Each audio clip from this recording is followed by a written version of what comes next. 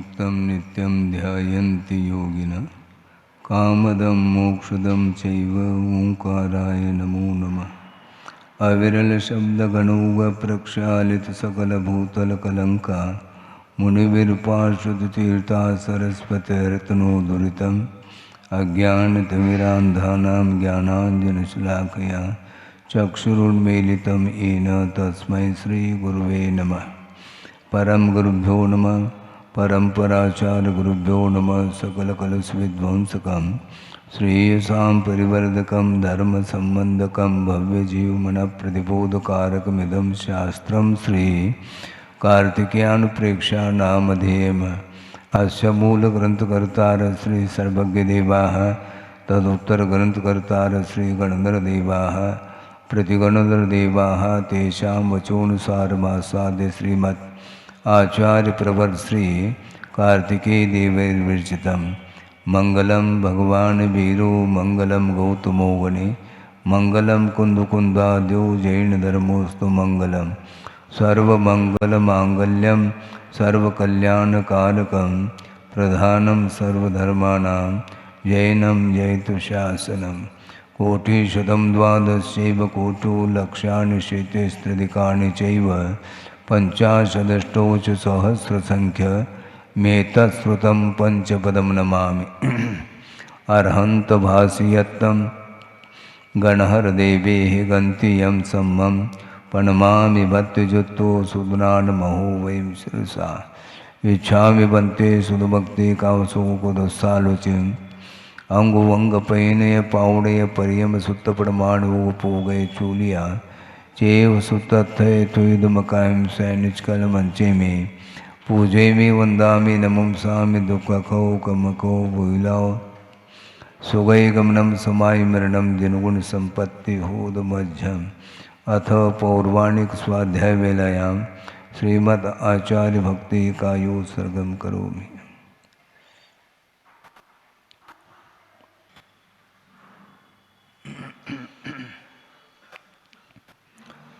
श्रुतजलधिपारगेभ्य स्वपरमत विभावना पटुमतीभ्य सुचरितपूर्णदेभ्यो नमो गुरुभ्यो गुणगुरुभ्य। छत्तीस गुण समग्रे पंचमे आचार करण संदर्शे शिष्यानुग्रह कुशले धम्मायिरे सदा वंदे गुरुभक्त संयमेन यतरन्त संसार सायरं घोरं छिन्नन्ते अट्टकम्मं जम्मन मरणं न पावन्ति ये नित्यं व्रतमन्त्रहोम निरता ध्यानाग्निहोत्राकुला षट्कर्मा विरता तपोधनदना साधुक्रिया साधव शीलप्रावरणा गुणप्रहरणा चन्द्रार्गतेजोदिकाः मोक्षद्वारकपाटपाटनवटा प्रीणन्तु मां साधव गुरुव पान्तुनो नित्यं ज्ञानदर्शननायकाः चारित्राणवगम्भीरा मोक्षमार्गोपदेशकाः इच्छामि बन्ते ऐर्भक्ति कांसको दस्तालोचिं समनान समुदंसन संसर्जुत्तानं पंचमे आचाराणाम् आयर्यानम् आयरादि स्मराणुपदेशयानम् उवज्झायानं तिरयनुगुणपालयानं सौसानं शयनिष्कलमंचे में पूजे में वंदामि नमुंसामि दुःखको कमको भूविलाओ सुगै गमनम समाय मरणम जनगुण संपत्ति होद मध्यम तिहुवनतुल्यं देवं वंदिता तिहुवनिंद परिपूज्यम ओचम अनुपेहावो भवीय जनानंद जनने वो।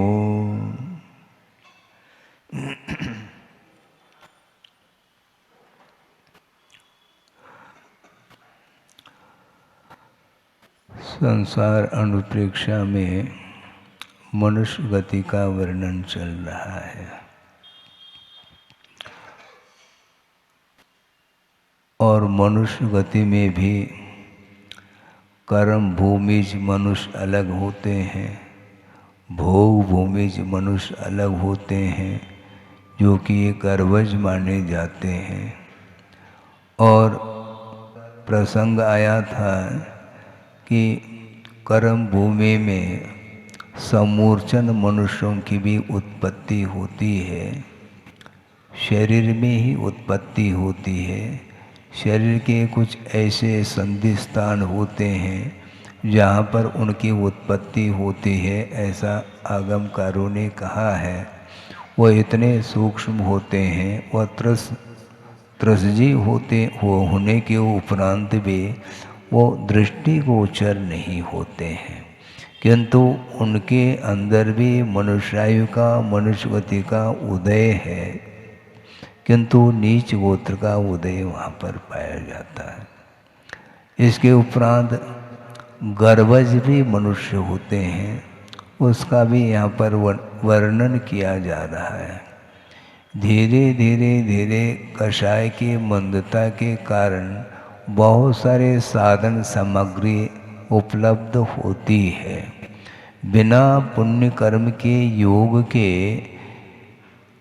अच्छी सामग्री प्राप्त नहीं होती, किंतु पुण्य कर्म के उदय में वह सामग्री उपलब्ध होने के उपरांत भी उस सामग्री का सदुपयोग प्रत्येक व्यक्ति करे अनिवार्य नहीं है।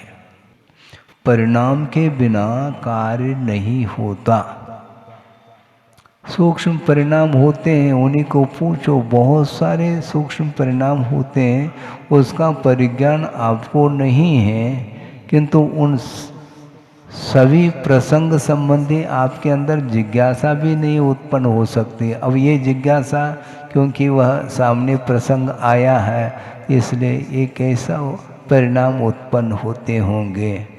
हम ये पूछना चाहते हैं, कोई निगोद पर्याय में जा रहा है, वो कैसा परिणाम उसने किया होगा, इसका बता दो, तो इसी प्रकार उसका भी उत्तर मिल जाएगा आपको। कोई निगोद जा रहा है, इतने निकृष्ट परिणाम उसने कैसे किए, किस रूप में किए हैं, ये आगमगम्य है, श्रद्धानगम्य है, सारा सारा वर्णन किया नहीं जा सकता। वर्णन करने योग्य विषय अलग है, वर्ण विषय जिसको बोलते हैं, किंतु सारा सारा वर्णन करने में आ जाए तो फिर तो द्वादशांग से बढ़ कर के ज्ञान होने लग जाएगा हम और आपको। ऐसा तो संभव नहीं है। हाँ, परिणाम जो होते हैं वो असंख्यात लोक प्रमाण कहा है। अब असंख्यात लोक प्रमाण ये भी श्रद्धान का ही विषय बन रहा है, तो असंख्यात लोक प्रमाण जो परिणाम हैं उनमें कोई न कोई परिणाम इसमें फिट हो रहा है। वो कौन सा है, ये दिव्य ज्ञान का विषय है। ये अच्छा उत्तर है क्या नहीं? ये उत्तर बहुत आगमोक्त ये समाधान है, क्योंकि असंख्यात लोक प्रमाण ये कषाय के परिणाम होते हैं, ऐसा आगम उल्लेख है। श्रद्धान आपको करना है श्रद्धान। तो ये कैसे, किस बल पर श्रद्धान कर रहे हैं? आगम के बल पर कर रहे हैं। उसी प्रकार असंख्यात लोक प्रमाण जो परिणाम होते हैं कषाय संबंधी, तो उसमें कोई न कोई ऐसा परिणाम उसके अंदर कषाय परिणाम उत्पन्न हो रहे हैं जिसके कारण वह कार्य हो रहा। ये आगमोक्त उत्तर है। बिल्कुल असंख्यात लोक प्रमाण किसको बोलते हैं महाराज? हाँ, इसको भी हम बताना चाहेंगे। जिज्ञासा किसी ने नहीं उठाई, हम अपने तरफ से उठा करके उसका उत्तर दे रहे हैं। असंख्यात लोक प्रमाण का अर्थ ये है, एक लोक के प्रदेश कितने हैं असंख्यात है, उसको असंख्यात से गुणित कर लो तो जो गुणनफल आएगा वह असंख्यात लोक प्रमाण माना जाता है। इतने कषाय के परिणामों की क्वालिटी है, भिन्न भिन्न परिणाम होते हैं। परिणाम सीमित नहीं है, क्योंकि एक मिथ्या दृष्टि है, वह भी मनुष्य का बंद कर रहा है, और वह समूर्छन मनुष्य भी बन रहा है, गर्भज मनुष्य भी बन रहा है, और वह मिथ्या दृष्टि वह भोग भूमि में भी जा रहा है। जा रहा है कि नहीं? जा रहा है। नीच कुल में भी पैदा हो रहा है, उच्च कुल में भी पैदा हो रहा है, उच्च कुल में भी पैदा हो रहा है। 63 साल का पुरुष के रूप में भी वह जन्म ले रहा है, उसमें भी मनुष्य आयु ही है। तो मनुष्य आयु के जो परिणाम हैं वह विभिन्न प्रकार के परिणाम होते हैं, इसलिए एक परिणाम नहीं है। यहाँ पर मनुष्य आयु का बंद करके, मनुष्य गति का बंद करके मनुष्य कुल में उत्पन्न हो रहा है। मान लो जैन कुल में ही उत्पन्न हुआ है, किंतु कोई दरिद्र हो रहा है, कोई धनी हो रहा है, ये ऐसा कौन सा परिणाम किया था ये निर्धनी बना? इसका उत्तर आपको देना है। पहले दे दो, नहीं दे पाएंगे। तो इसी प्रकार ये है असंख्यात लोक प्रमाण। ये कषाय अध्यवसाय स्थान वाला बोला उन्होंने, आगमकारों ने। कषाय अध्यवसाय का अर्थ परिणाम होता है कषाय संबंधी स्थितिबंध अध्यवसाय स्थान और अनुभाग बंद अध्यवसाय स्थान। स्थितिबंध अध्यवसाय स्थान का अर्थ यह है ऐसे परिणाम होते हैं जिन परिणामों के माध्यम से विभिन्न प्रकार की स्थिति पड़ती है। कोई 100 साल की उम्र को लेकर के आया है, कोई 50 साल की उम्र को लेकर के, कोई 40 साल की उम्र को लेकर के आ सकता है। कैसे परिणाम किया होगा? हाँ, इसका उत्तर देना कोई नहीं दे पाएगा, क्योंकि बिना परिणाम के ये होता नहीं है, तो तय है। आप अनुमान भी लगा नहीं पाएंगे, क्योंकि अनुमान प्रमाण भिन्न है, आगम प्रमाण भिन्न है और प्रत्यक्ष प्रमाण भिन्न है। और प्रत्यक्ष ज्ञान कितने हैं? अवधि ज्ञान, मन परिज्ञान और केवल ज्ञान। ये तीनों ज्ञान प्रत्यक्ष हैं। प्रत्यक्ष का अर्थ ये जो ज्ञान बिना इंद्रिय और बिना मन के आलम्बन लिए जो पदार्थ का ज्ञान करता है, उसका नाम प्रत्यक्ष ज्ञान कहा। विशदम प्रत्यक्षम, ऐसा वह स्पष्ट जानता है बिना किसी निमित्त का आलम्बन लिए बिना। है, आपके पास मन है, हाँ ठीक है, इंद्रियां भी हैं, हाँ ठीक है, लेकिन बिना प्रकाश के पढ़ सकते हैं आप? ये सब क्या है? ये ऐसा क्यों? क्षोभम ज्ञान की परिणति इसी ढंग, क्योंकि परोक्ष ज्ञान है, प्रत्यक्ष ज्ञान आपको नहीं है। और अवधि अपनी देवगति और नरगति में प्रत्यक्ष ज्ञान भी उपलब्ध होता है, जिसको भव प्रत्यय नाम का अवधि ज्ञान बोलते हैं। तो अवधि ज्ञान के माध्यम से पदार्थ का बोध अलग ढंग का होता है और परोक्ष ज्ञान के माध्यम से अलग ढंग का। यहाँ तक कि आगम में लिखा है कि गणधर परमेष्टि को भी जिज्ञासा उत्पन्न होती है। जिज्ञासा समाधान, उनको जिज्ञासा हो रही है तो तुम समाधान दे पाओगे क्या? द्वादशांग के पाठी होने के बाद भी उनको जिज्ञासा इसलिए उत्पन्न हो रही है क्योंकि द्वादशांगात्मक जो श्रुत ज्ञान है वह केवल ज्ञान के सामने बूंद भी नहीं। केवल ज्ञान के माध्यम से केवली भगवान ने अतीत, अनागत और वर्तमान संबंधी अनंतानंत पर्याय और गुणों के साथ अनंतानंत द्रव्य का परिज्ञान एक समय में बिना किसी के आलम्बन के उनको ज्ञान उत्पन्न हुआ है। आपको क्या हो रहा है? आपका अवसान कब होगा आप जानते हैं, लेकिन भगवान जानते हैं। किस निमित्त से आपका अवसान होना ये भी जानेंगे वो। प्रत्येक व्यक्ति के प्रत्येक द्रव्य के परिणमन के विषय में उनको ज्ञान प्राप्त है, तो ऐसा प्राप्त कर लो ये झंझट समाप्त हो जाएगा जिज्ञासा और समाधान का। पक्की बात है। कहाँ तक समाधान देंगे हम? और आगम के आधार से ही समाधान दिया जा सकता है। जब असंख्यात लोक प्रमाण, जब कषाय के परिणामों के भेद भिन्नता है, तो कोई न कोई किसी न किसी परिणाम के माध्यम से उसका बंध हुआ। हाँ, मनुष्य आयु तो पुण्य प्रकृति महाराज, हाँ, तिरंच गति के अपेक्षा से वह पुण्य है मनुष्य गति। लेकिन मनुष्य गति की वैरायटी, हाँ, उसमें भी तारतम्य है। पुण्य प्रकृति होने मात्र से उसमें अनुभाग एक है ऐसा नहीं। जैसे मान लो शुगर है, शक्कर, और ABC क्वालिटी, और सी क्वालिटी का जो शक्कर है गुड़ तो नहीं है, नहीं गुड़ तो नहीं माना जो वो शक्कर ही है। ये चक्कर क्या है फिर? ये भेद क्यों? क्वालिटी भेद, पोटेंसी जिसको बोलते हैं, मिठास की मात्रा घटती गई है उत्तरोत्तर। इसी प्रकार मान लो दूध है, अब दूध में चिकनाहट है, घी निकलता है क्या? नहीं, हाँ निकलता है। बकरी का भी दूध है, कितना निकलता है? बहुत अल्प मात्रा में। उसे गाय के दूध में घी ज़्यादा निकलता है, भैंस के दूध में और ऊँटनी का भी दूध होता उसमें भी, और क्योंकि वह उसमें चिकनाहट की जो मात्रा है वह बढ़ती गई है।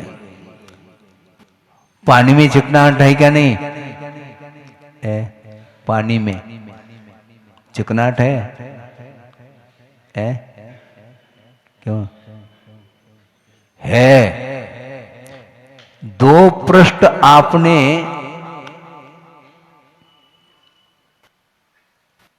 पानी के माध्यम से चिपक गए, दोनों पृष्ठ। कितने काल के लिए? जितनी उसके अंदर चिकनाहट है उतनी काल के लिए वह चिपक जाता है। बाद में गुरुदेव ने एक और उदाहरण दिया था, मान लो पुंज चढ़ाया और कुछ जो है बिखर गए हैं चावल, और आपका गीला हाथ है, चिपक जाएंगे, लेकिन एक आध सेकंड में फिर सारे के सारे बिखर जाएंगे। इसको बोलते हैं राग द्वेष की जो चिकनाहट के माध्यम से कर्म का आश्रय होता है। दीवाल है और दीवाल पर चिकनाहट नहीं है, और हवा के कारण कुछ धूलिकण आकर के टकरा करके गिर जाते हैं, और यदि उसमें चिकनाहट हो दीवाल में, सारे चिपक जाएंगे। उसी प्रकार रागादिक जो भाव है ये चिकनाहट को लेकर के इसके माध्यम से कर्म का बंध होता है। आत्मा के साथ अथवा जीव के साथ जो कर्म का संबंध हो रहा है वह राग द्वेषादिक परिणामों के माध्यम से, इसमें चिकनाहट जैसा उदाहरण दिया है आचार्यों ने। इसलिए राग कम करो, पर छूटता नहीं, छोड़ना पड़ेगा। हाँ, छोड़ भी रहे हैं हम, 6 महीने से देख रहे हैं पुण्यार्जक बनते चले जा रहे हैं। राग तो कम हुआ कि तभी तो दान देने के जो भाव हो रहे हैं होते चले जा रहे हैं। वो विषय के प्रति जो राग था उसमें कमी आ गई, पूरा तो नहीं छूटा लेकिन थोड़ा। इसी प्रकार ये अध्यवसाय स्थान है, विभिन्न प्रकार के परिणाम होते हैं, इसलिए उसका परिणाम सामने आता है। तिरंच गति का बंद किसी ने किया, लेकिन तिरंच एक से थोड़ी होते हैं। एक इंद्रिय, द्विंद्रिय, तीन्द्रिय, चौरेंद्रिय, असंगी पंचेंद्रिय, संगी पंचेंद्रिय। अब संगी पंचेंद्रिय में भी, उसमें भी क्वालिटी है। कोई हाथी बन रहा है, कोई घोड़ा बन रहा है, कोई गाय भैंस इत्यादि विभिन्न प्रकार के हैं। और किसी को कुछ ऐसे भी हैं जिसको देखना पसंद नहीं करेंगे, यदि स्पर्श में आ जाए तो आप नहा लेंगे, स्नान करेंगे, वो भी संगी पंचेंद्रिय है। पंचेंद्रिय है तो पुण्य कर्म का तो उदय है। हाँ, एक इंद्रिय, द्विंद्रिय, तीन्द्रिय ये अशुभ प्रकृति, पाप प्रकृति मानी जाती हैं, किंतु पुण्य प्रकृति होते हुए भी उसमें क्वालिटी भेद है। जैसा अभी हमने शक्कर का उदाहरण दिया था, ये क्वालिटी भेद रहेगा। उसी प्रकार ये अब इस प्रकार जिज्ञासा नहीं रखना, क्योंकि असंख्यात 2 प्रमाण जब परिणाम है, कोई न कोई ऐसा परिणाम है जिसका परिणाम ये निकल रहा है, ये लब्धि पर्याप्तक मनुष्य बना है। कोई कर्म भूमि का मनुष्य बन रहा है, कोई गौ भूमि का बन रहा है। ऐसा क्यों मत पूछो, उसी क्वालिटी का उसने बंद किया है। कर्म भूमि में जो मनुष्य बन करके आप आए हैं, तो आपको यहाँ पर भोग नहीं मिलेंगे, भोग की बाहुल्यता यहाँ पर नहीं रहेगी, यहाँ पर कर्म करना पड़ेगा। हाँ, बिना कर्म किए षटकर्म होते हैं, असी मसी कृषि वाणिज्य शिल्प विद्या, ये इसके माध्यम से ही जीवन का यापन होता है। आजीविका जो आपकी चलेगी ये षटकर्म के माध्यम से, और भोग भूमि में कोई कर्म नहीं, क्योंकि यहाँ पर कर्म किया है वहाँ पर जाकर के फल भोगेंगे, और 1 पल्य 2 पल्य 3 पल्य तक आयु वहाँ पर मिलेगी, और वहाँ पर कल्प वृक्ष के माध्यम से आपकी इच्छा की पूर्ति होगी। अनेक प्रकार के कल्प वृक्ष हैं। हमें भवन मिल जाए, भवन निर्माण करने की आवश्यकता नहीं है, वहाँ निर्माण कमेटी की भी आवश्यकता नहीं, ऑटोमेटिक वह अकृत्रिम मिल रहा है। सुन रहे क्या नहीं? क्यों? वहां पर कमेटी की जरूरत नहीं है, वहां पर इच्छा भर हो गई वह भवन का निर्माण। आपको भोजन चाहिए तो भोजन बनाने की, रसोई की, किचन की कोई आवश्यकता नहीं, वहां पर भाव हो गया तो वह उसकी पूर्ति होगी। भोजनांग है, भाजनांग है, ये सारे, वस्त्र चाहिए तो वस्त्र मिलेंगे। जादू तो नहीं, जादू कुछ नहीं है, ये पुण्य का परिणाम है। उस प्रकार का पुण्य आपने अतीत जीवन में किया था, वह भी मनुष्य ही बना है। वह ऐसा क्यों बना, इसके बारे में किसी ने नहीं पूछा अभी तक। मनुष्य है तो पुण्य है, तो कर्म भूमि में जन्म लेने वाला भी मनुष्य है, वो भूभूमि में जन्म लेने वाला भी वो भी मनुष्य है, किंतु परिणाम में अंतर है, तो उसका रिजल्ट भी भिन्न भिन्न ही निकलेगा। और भोग भूमि में उत्पन्न होकर के भी कोई जघन्य भूभूमि में पैदा हो रहा है, कोई मध्यम भूभूमि में और कोई उत्तम भूभूमि में पैदा हो रहा है। वहाँ पर 3 पल्य की आयु है, और 3 दिन के बाद वह भोजन लेता है। उसको आकुलता नहीं होती, भूख नहीं लगती उसको, न प्यास लगती है। यहाँ पर कितने बार भोजन करते हैं पता नहीं, कितने बार लिक्विड,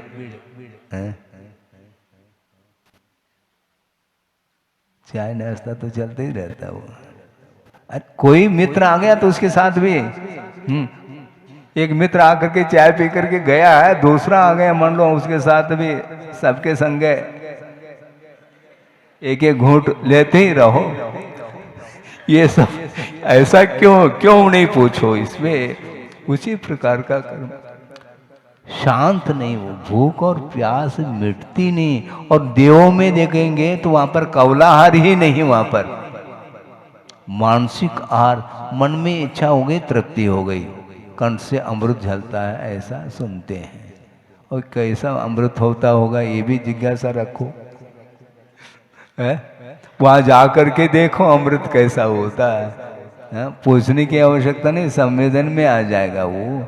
तो बहुत कठिन कार्य है, जो हम परिणाम करते हैं उसके अनुरूप ही फल मिलता है, ऐसा कहा जा रहा है। आगे की गाथा लेते हैं। अह गब्बे वियजायदि तत्थवि निवडीयक, तत्थवि निवडीयक यंग पंचंगो व्यसहति तीव्रं दुःखं निगममानो विजोनिदो।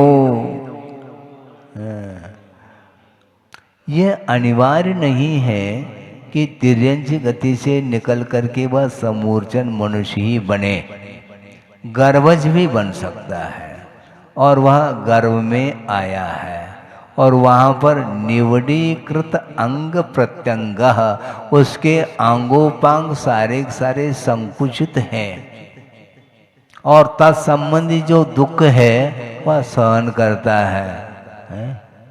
वहाँ पर बैठने उठने के लिए कोई फैसिलिटी नहीं, वहाँ पर संकीर्ण जगह में वो 9 महीने तक वह अपने अंग और प्रत्यंग को संकुचित करके रहता है। और जब वह उस उत्पत्ति स्थान से निकलता है उस समय भी वह तीव्र दुख का अनुभव करता है। ये समस्या है। और इस प्रकार वह गर्भ संबंधी, जन्म संबंधी वह अनंत दुख का अनुभव किया है। कोई भी यहाँ पर मान लो शिशु का जन्म हुआ है, उसने कुछ ही क्षण पूर्व मरण का अनुभव किया है, क्योंकि बिना मरण के जन्म संभव नहीं। बिना मरण के जन्म होगा क्या?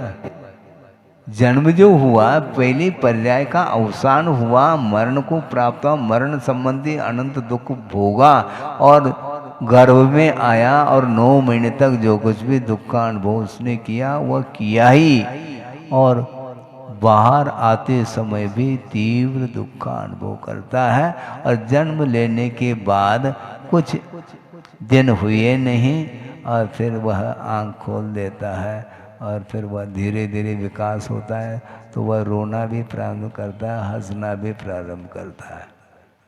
ये है स्थिति उसकी। आपको कोई याद है गर्भ का और जन्म का? संवेदन हुआ है लेकिन स्मृति नहीं है। जन्म और मरण संबंधी जो दुख, तीव्र जो भयानक जो दुख है, दारुण दुख, उसका संवेदन तो इस संसारी प्राणी ने अनंत बार किया है, किंतु स्मृति नहीं, मेमोरी नहीं उसकी।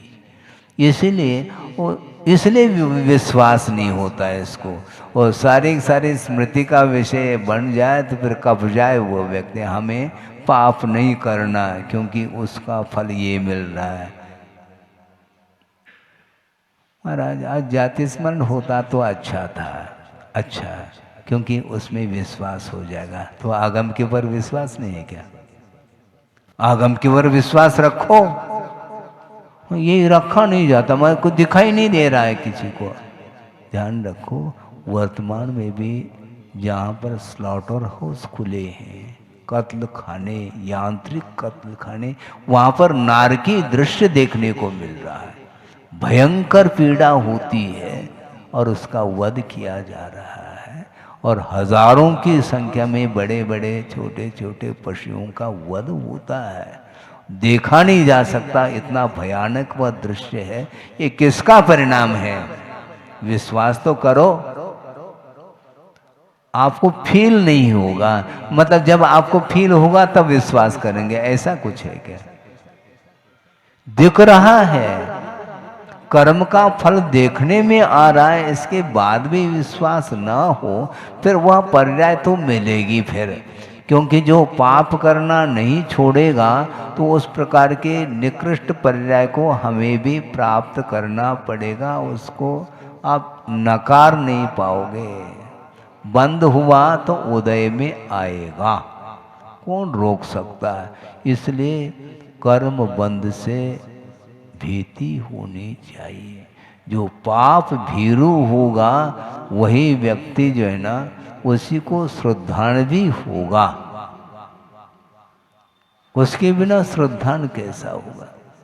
बहुत विचित्र दशा है। एहसास होना बहुत कठिन है। अन्यथा न ले, प्रसंग तो रख रहा हूं मैं, क्योंकि उसके बिना वह बात समझ में नहीं आती।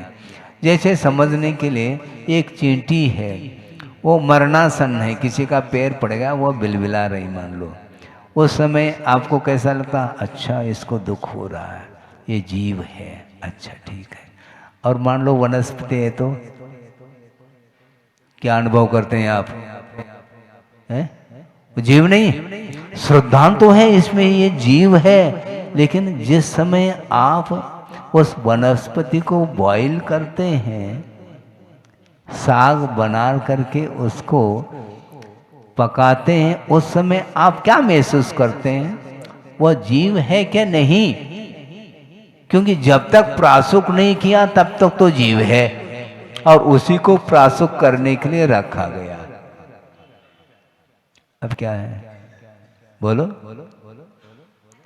वह जड़ है क्या? वह अजीब है क्या? अजीब बात हो गई।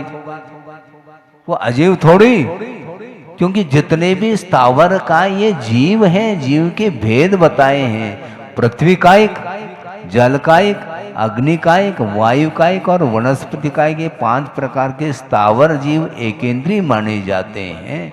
ये जीव के भेद किए हैं। आगम तो पढ़ो।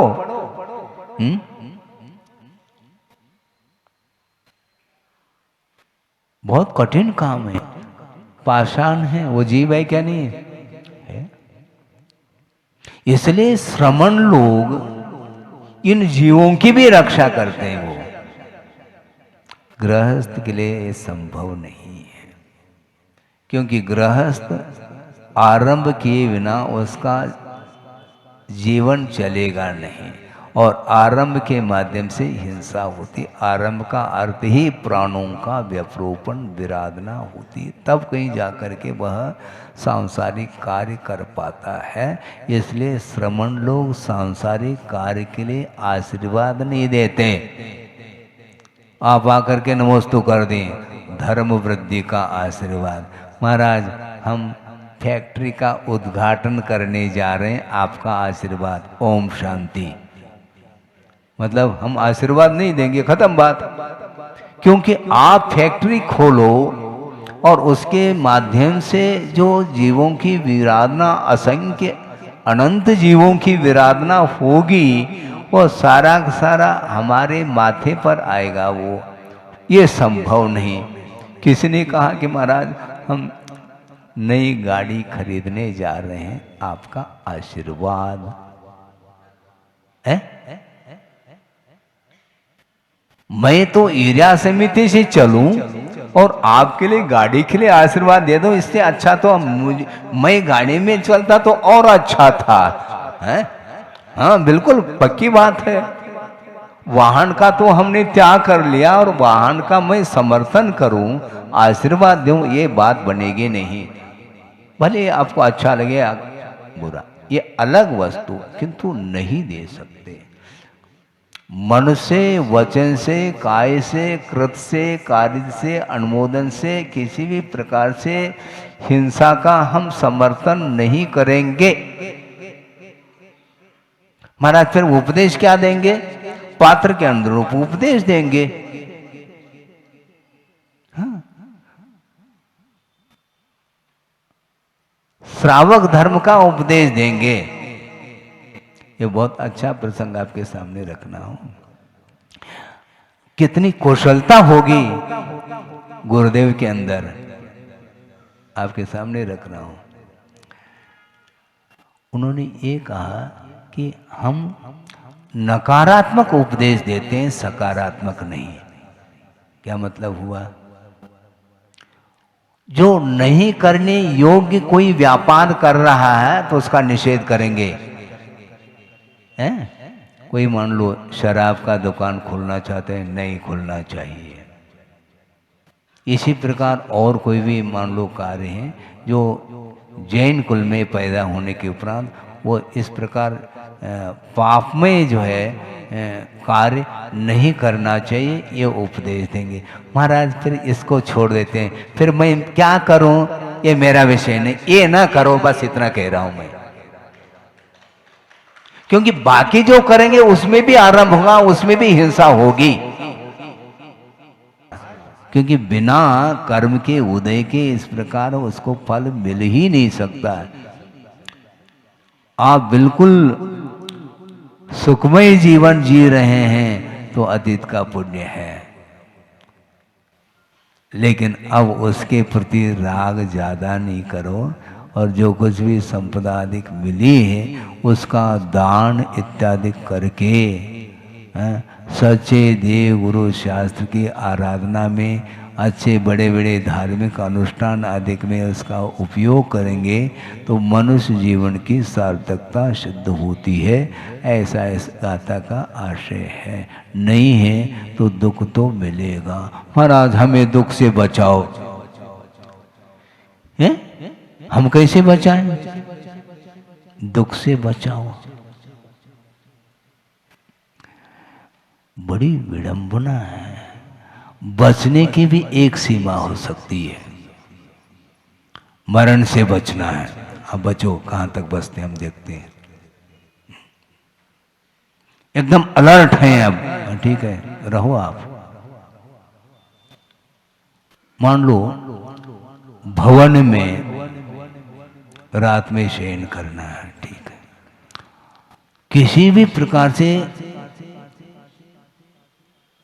बाहर का कोई व्यक्ति प्रवेश ना पाए, कोई सर्प है आदि आदि, पूरा पैक करके आपने रख दिया, ठीक है, भीतर से लॉक कर दे, हाँ ठीक है रहो।